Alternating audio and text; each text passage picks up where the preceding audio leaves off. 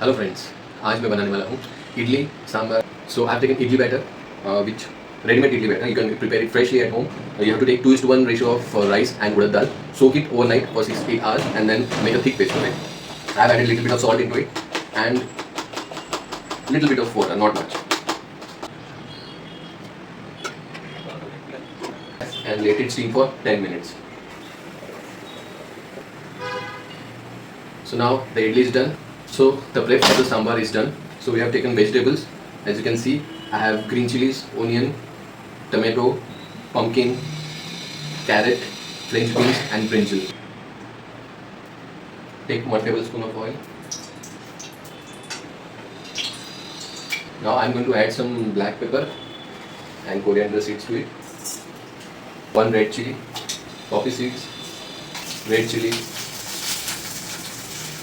onion. Now I am going to add hing. To this I am going to add all the vegetables and saute the vegetables.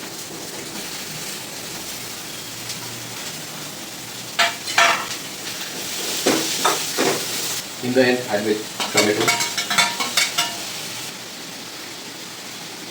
add turmeric,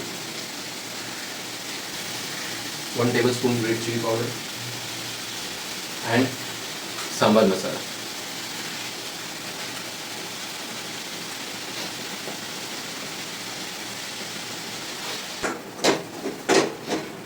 Already have a leftover dal with the moringa sticks in it.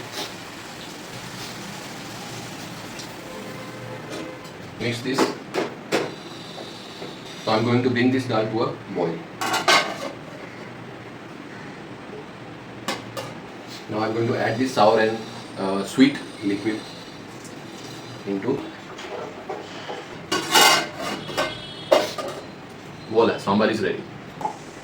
So now what I'm going to do is I'm going to take 1 small spoon of the chutney that we had prepared and refrigerated into a sambar.